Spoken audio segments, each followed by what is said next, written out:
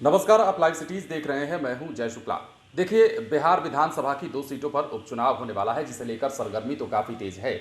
आपको पता है कि गोपालगंज और मोकामा में उपचुनाव होने वाला है और सबसे ज्यादा जो चर्चा हो रही है वो मोकामा की हो रही है, क्योंकि मोकामा में ललन सिंह बनाम अनंत सिंह हो गया है। ललन सिंह की पत्नी सोनम देवी जहां चुनाव लड़ रही हैं बीजेपी की ओर से, तो वहीं राजद की ओर से अनंत सिंह की पत्नी नीलम देवी चुनावी मैदान में है और ऐसे में मुकाबला बड़ा ही टक्कर का अभी से ही बातों में कहा जा रहा है, चर्चाओं में कहा जा रहा है। लेकिन खबर यह है कि अब मोकामा में अनंत सिंह की पत्नी नीलम देवी के लिए जदयू के अध्यक्ष ललन सिंह वोट मांगने जाएंगे, रैली को संबोधित करने जाएंगे और 26 अक्टूबर को आयोजित होने वाली इस रैली को लेकर कार्यकर्ताओं को निर्देश भी दिया गया है। क्या कुछ होने वाला है और क्या कुछ कार्यकर्ताओं से कहा गया है, महागठबंधन की वहां पर जीत हो इसके लिए क्या तैयारी चल रही है, किस आधार पर लोगों से मुलाकात करने का जो है वो सिलसिला जारी रखा गया है, शुरू किया गया है या चल रहा है, ये सारी बातें हम आपको बताएंगे। अनंत सिंह की पत्नी नीलम देवी के लिए ललन सिंह मोकामा में बड़ी रैली को संबोधित करने जा रहे हैं। कार्यकर्ताओं को इस रैली को तैयार करने का आदेश दे दिया गया है। रैली का आयोजन 26 अक्टूबर को किया जाएगा। इसके बाद 27 अक्टूबर को ललन सिंह टाल क्षेत्र की जनता को रिझाने की कोशिश करेंगे। उनका दौरा पुनारख के कौंदी से शुरू होगा और टाल के विभिन्न पंचायत और गांव से होते हुए घोसवरी तक चलेगा। इस चुनाव प्रचार में राजद को अपने साथी जदयू के साथ की मजबूती को जनता के बीच में रखना है, इसलिए पार्टी ने अपने राष्ट्रीय अध्यक्ष को मुख्यमंत्री के प्रतिनिधि के रूप में मैदान में उतार दिया है। नीलम देवी राजद की टिकट पर चुनाव लड़ रही हैं। उनके विरोध में भाजपा ने अपने प्रतिनिधि के रूप में सोनम देवी को उतारा है। सोनम देवी और नीलम देवी के समर्थन में भाजपा और राजद के बड़े बड़े नेताओं को प्रचार में भी उतार दिया गया है।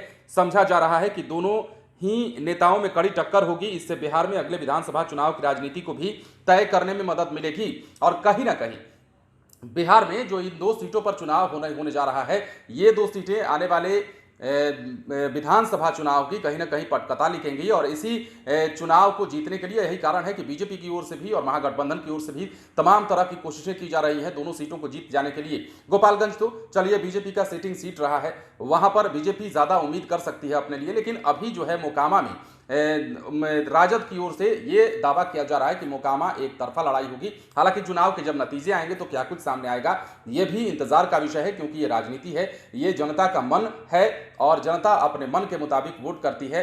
किस आधार पर वोटिंग होती है, किस आधार पर वहां पर दलगत समीकरण बनाए जाते हैं, वो भी देखने वाली बात होगी। लेकिन उससे पहले ललन सिंह को लेकर बड़ी खबर, जदयू के राष्ट्रीय अध्यक्ष ललन सिंह मोकामा में जाएंगे और वहां पर रैली को संबोधित करते हुए अनंत सिंह की पत्नी नीलम देवी के पक्ष में चुनाव प्रचार करेंगे, लोगों के बीच में जाएंगे और महागठबंधन के लिए वोट की अपील भी करेंगे।